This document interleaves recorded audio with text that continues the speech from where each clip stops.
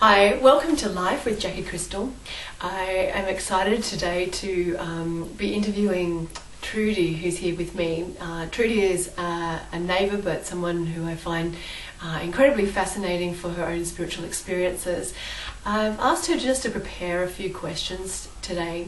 For those who are new to what I present here, LYFE is LYFE, it's Love Yourself Forever, but for me it's also Love Your Fullest Evolution. I'm very much about bringing forward the human evolution and experiences and having a look at them.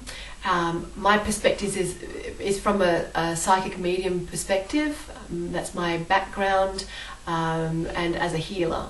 So for those who are not familiar with those terms, I'm a high sensitive intuitive.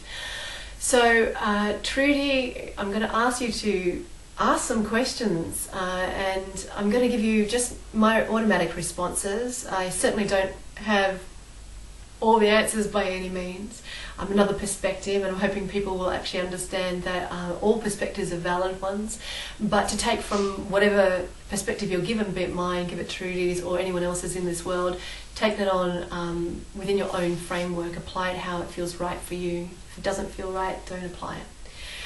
Okay, so launch away. First question. I have noticed this. Yep. I don't know if other people have. But I've definitely noticed this. Why is the emotional state of the world changing? We are in a big evolution responsiveness now. We used to live in more of a masculine, so there's masculine and feminine. I know that you would have a bit of understanding of this, not everyone will, so I'll just repeat it. Masculine premises are willful, controlling, headstrong, leadership kind of premises. Feminine is allowance, acceptance, surrender. So our world now is grappling with moving from the masculine premise into the feminine premise as a mass. Most people heard of the 2012 phenomena. We're in a cycle at the moment, and if you don't, then you can look up 2012, just Google it. The Mayan prophecies predicted there will be major change, but their calendar actually went more in accordance with 2011. So from 2011 to 2017 roughly, we're given a huge opportunity to grow exponentially. What will happen is some people will surrender to that. There will still be chaos. There has to be chaos in any change point. It's like a pendulum. A pendulum doesn't stop. It has a continual motion in order for it to try and even calibrate itself. So we're always going to swing from one to the next. But if we're looking at that cycle, that world cycle, we've spent a whole heap of time up in this, and we're just coming back here, and we're going to swing to the other side to experience things. I mean, again, our job here on the earth plane is to experience, is the human experience. So the reason that we feel, or people who are aware would feel that there are big changes going on, is because, well, quite frankly, there is. But it's designed for where does your choice sit in the paradigm, and it's asking us to surrender. It's asking us to get into the feminine. So, and look, you'll see the Earth herself. Nepal with the earthquakes, Vanuatu. Was it Vanuatu with the floods? I'm trying to remember. Yeah. So we're getting earth chaos as well.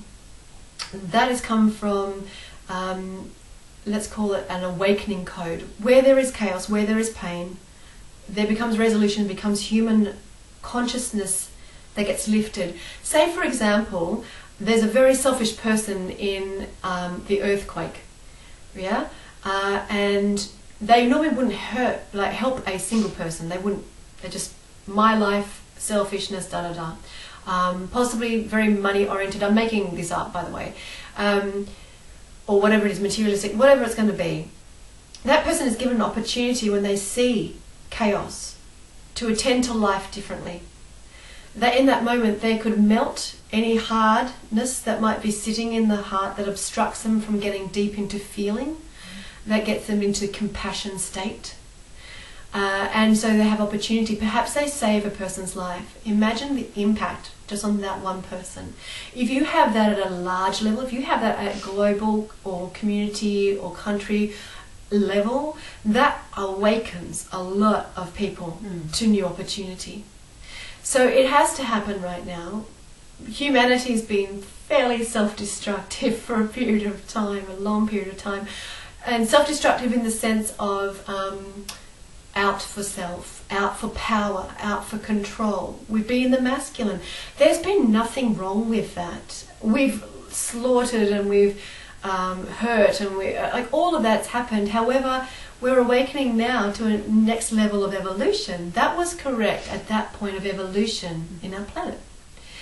If we're to live at a cosmic level, we're probably quite primitive, you know, to other energies, other awareness levels. So we're just getting consistent with a next step. You still can't judge that good or bad. There's going to be good and bad if you're going to judge it in every single situation. It's literally just polarity or contrast. And it's through contrast, again, as mentioned before, pleasure, pain, there's a contrast there that we evolve. We can't do with just pleasure, we can't do with just pain, we have to evolve. But for the most part, we evolve more rapidly through pain because no one wants to sit in it, no one wants to be in it. Sure. So yes, does that answer your question? Yes. Right. Yes. Excellent. We have been having a lot of negativity, a lot of anger. Yes. But you do see the occurrences nowadays, a lot more compassion and Yes. nurturing. So Isn't there? maybe that's the change. It is. And beauty is seen through that lens. Like when you see, but we are having, this is the compassion coming forward. Yeah. I think what's happening as well, we're getting more bonded. Communities need to occur again at some level. We need to know that we can't do it just on our own. Yeah. I've been quite an independent person, and particularly last year when I had quite a stripping year for me, through an injury, I had to learn how to ask people for help. And I hadn't recognised how hard that actually is to do, you know, to feel so vulnerable, to feel exposed and incapable.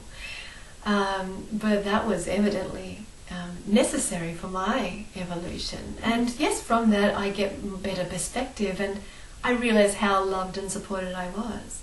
Not that I hadn't realised that before, but I hadn't felt it the same way. And that's what's happening through chaos. It's being felt at a different level. And if you consider some of the theories about the life unseen, spiritual realms, it's about the emotions. In the spiritual realm, it was explained to me actually via a quite pronounced psychic medium, someone who's had a lot of recognition. And she said that there was like a level, if you can have it, like a ceiling. Yeah. Above that level, you don't feel emotions the same way that you feel emotions on the earth plane. So the spiritual realm even has an awareness, has an understanding of potentially, you know, of emotions, but it's here on the earth plane that we get to witness it, that we feel it. So really our earth experience is not just about evolution and the existence, you know, it is about the emotional state and integrating in that. My perspective on that, though, is at this point in our evolution, that's what is correct. Because I apply again the layers of the aura, the 7 layers of the aura.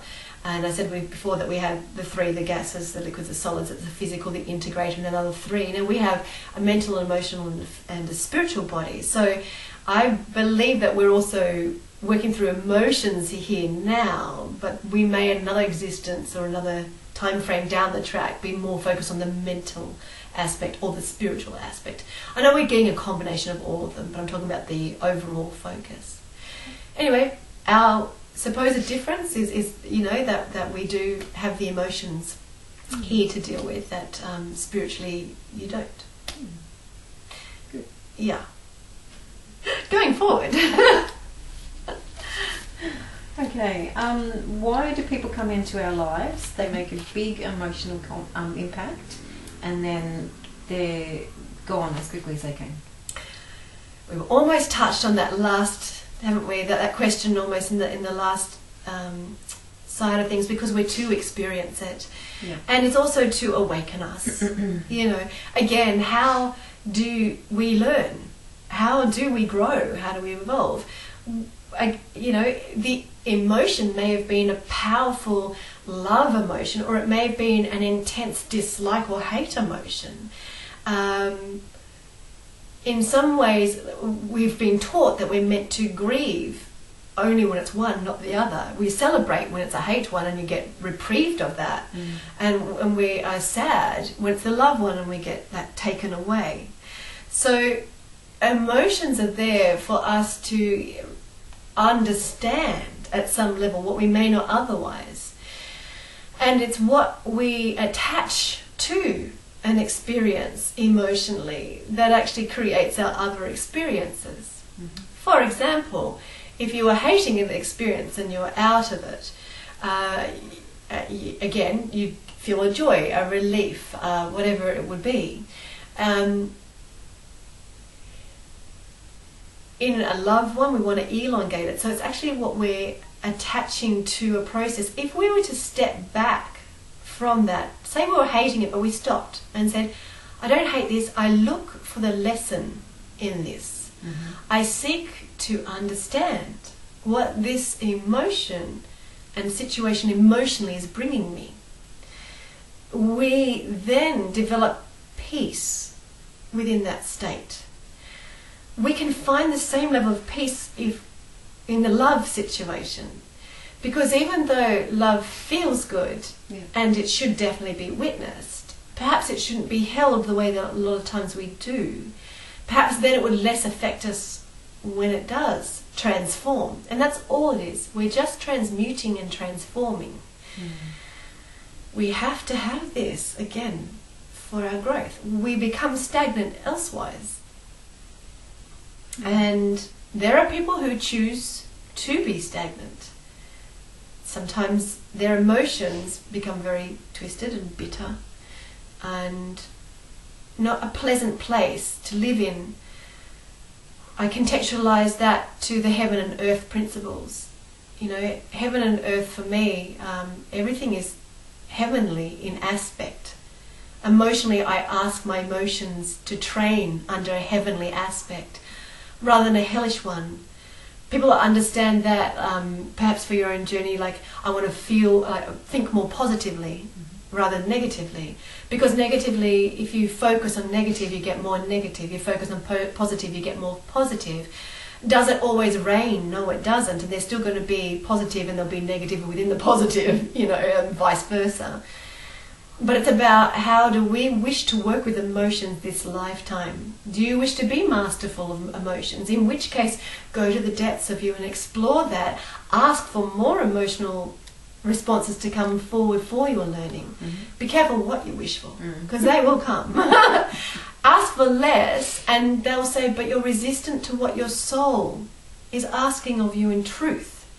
Because your soul wants to go from, say, A to B, yeah? Or let's make it A to Q, okay? Give it some extra letters in there. And if you're going, but I like B, I want to stay at B, I want to stay at B, then you're not being authentic to yourself. And your soul will bring forth lessons to bring you past that resistance. Some of them will be quite harsh. For me, my health system was, I had chronic fatigue and many things have actually happened in my health system. It's been my barometer to what my authentic self is asking of me. Because I've been very well trained this earth existence, and I'm a good girl, you know, by training. So because I want goodness in this world, I look to create from that. But has that been authentic in my process? No.